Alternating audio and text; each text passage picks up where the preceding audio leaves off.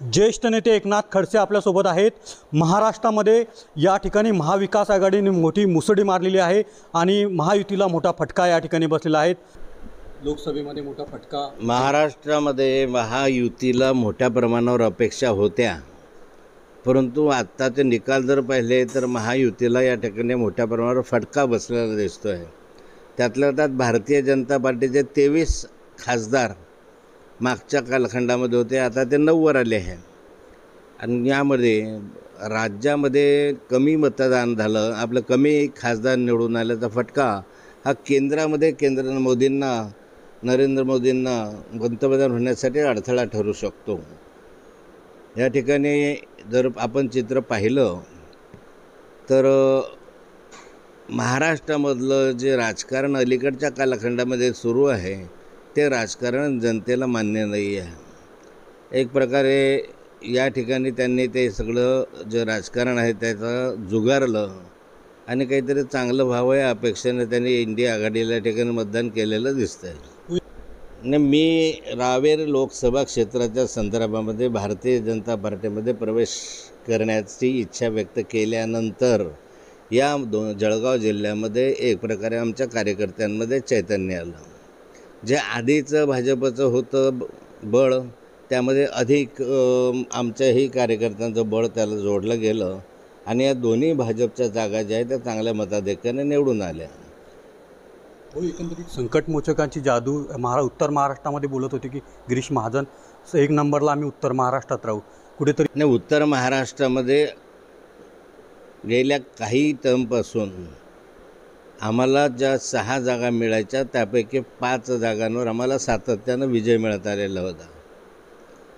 म्हणजे नगरची जागा असेल, दिंडोरीची जागा असेल, धुळे, जळगाव आणि रावेर ह्या कायम राहायच्या।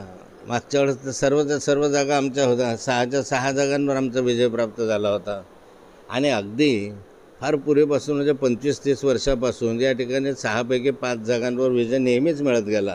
ही पहिली वेळ अशी आहे की यावेळेस फक्त जळगाव जिल्ह्याने भाजपची लाज राखली असं म्हणायला पाहिजे।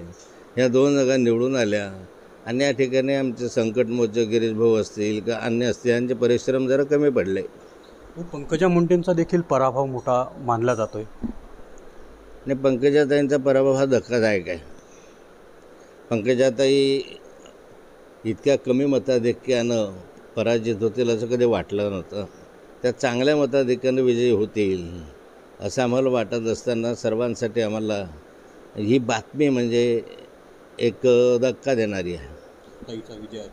भारतीय जनता पार्टीच्या खासदारांमध्ये जर मतदारांचं मताधिक्य पाहिलं तर पियुष गोयल 1 नंबरवर आहे आणि 2ऱ्या नंबरवर रक्षाताई आहे। रक्षाताईंना जवळपास 2,72,000 मतांचा लीड या मतदारसंघामध्ये मिळालेला आहे आणि यामध्ये महाराष्ट्रामधल्या खासदारांमध्ये जे अगदी ग्रामपंचायतच्या निवडणुकींसाठी चुरस दिसली, कोणी 1 मतानं निवडून आलं आहे, कोणी 4,000 मतांनी निवडून आलं आहे।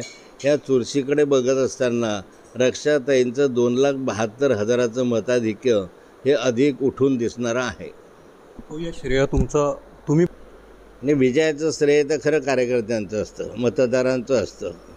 त्यांची मेहनत असते, मतदारांनी केलेलं मतदान असतं आणि पक्षाच्या माध्यमातून गेलेलं तिकीट असतं। याचं श्रेय खरं त्यांनाच असतं। आपण एक त्याला निमित्त असतो। एवढं निश्चित आहे की माझ्या पक्षप्रवेशाच्या बातमीमुळे आमच्या बहुतांश जुन्या कार्यकर्त्यांमध्ये मोठ्या प्रमाणावर उत्साह लागला आणि ते कामाला लागले आणि या मतदारसंघामध्ये जळगाव आणि रावेर या दोन्ही जागा चांगल्या निवडून आणण्याच्या दृष्टिकोनातून त्यांनी खूप मेहनत घेतली आणि या दोन्ही जागा निवडून आल्या। शेवटच्या जागा होत्या त्या कमी प्रमाणात आल्याचं बोललं जात आहे, याचा परिणाम काय असेल, काय वाटतं? मला वाटतं की या संदर्भामध्ये खरोखरच आता पक्षाच्या माध्यमातून ज्या कारणं शोधण्याची आवश्यकता आहे की ज्यांच्यावर ह्या जबाबदाऱ्या सोपवल्या त्या जबाबदाऱ्या नीट पार पाडल्या की नाही पाडल्या, अपयशाचे कारणं काय आहेत। आतापर्यंत यश येत गेलं हे 25-30 वर्षापासून येत गेलेलं यश आहे। ते 30 वर्षापासून गेलेल्या यशाला आता तडा का गेला? पूर्वीची संघटनात्मक स्थिती काय होती, आताची संघटनात्मक स्थिती काय झाली, अशा अनेक विषय आहे। पक्षाचा तो अंतर्गत विषय आहे, त्यावर मी अधिक भाष्य करू इच्छित नाही। हो, आता आपला पक्षप्रवेश देखील होऊ शकतो का? काय वाटतं? विजयाचा आपण श्रेय गाठलाय. पक्षप्रवेशाची आता काही मला घाई नाही आहे. रवी गोरेसह मंगेश डोले, TVN मराठी, मुक्ताईनगर, जळगाव.